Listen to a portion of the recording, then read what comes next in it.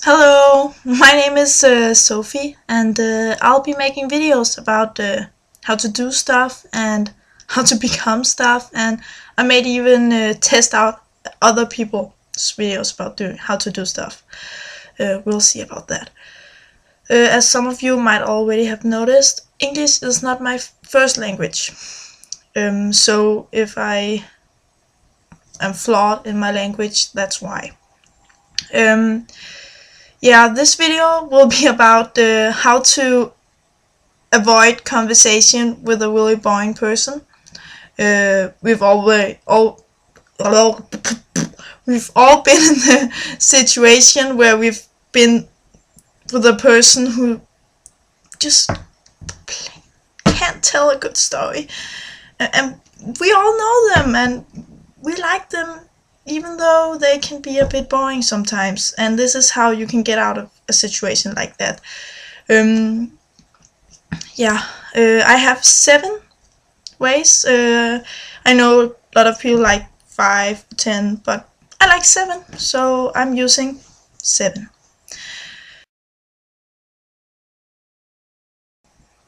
The first way to get out of a boring conversation with somebody is simply to tell them that you have to go to the bathroom.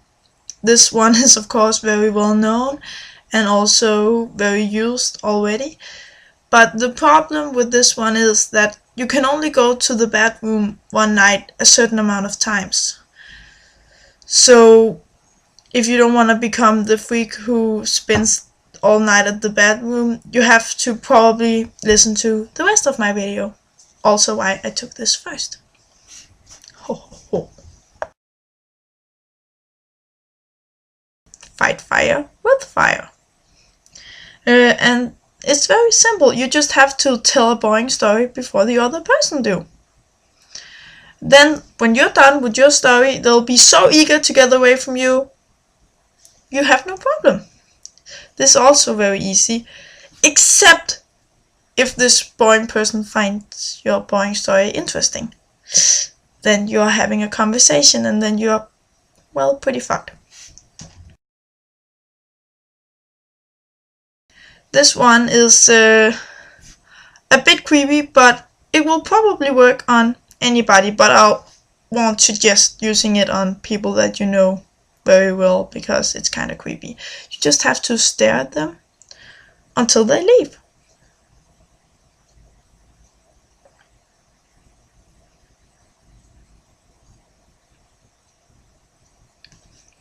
And then just keep going like that for, I don't know, a couple of minutes until it, as long as it takes them to actually stop talking to you and find you creepy. 4. And this is actually one of my personal favorites. It's convince these people that, or this person, that you've already heard the story before. It's quite simple. You just, when you have enough facts in the story to make the other person believe that you've actually heard it before, then kind of like, oh, you've told me this story before. The one about where you fell over the snail and then your head falls into the refrigerator. Yes, I've heard that one before. Very funny. Very funny. And then it's, you just really have to not be caught, because then you're fucked. Technically.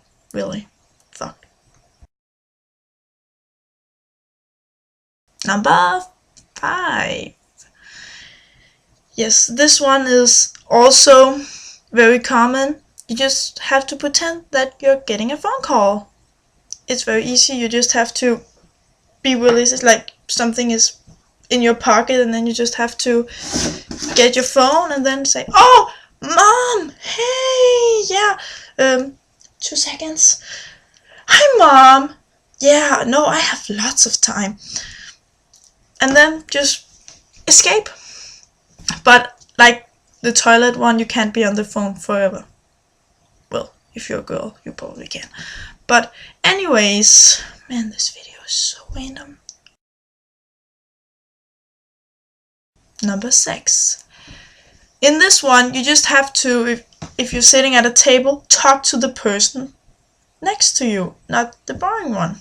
It's kind of easy. Although this is not so good if both people to both your sides are really boring. Then you can try the person, you know, over you. How do you say that in English? In front of you. Yeah, that was. No. Anyways, or actually just the people around you. Just try not to get in contact with the person who tells the boring stories. This is what you probably should do at first.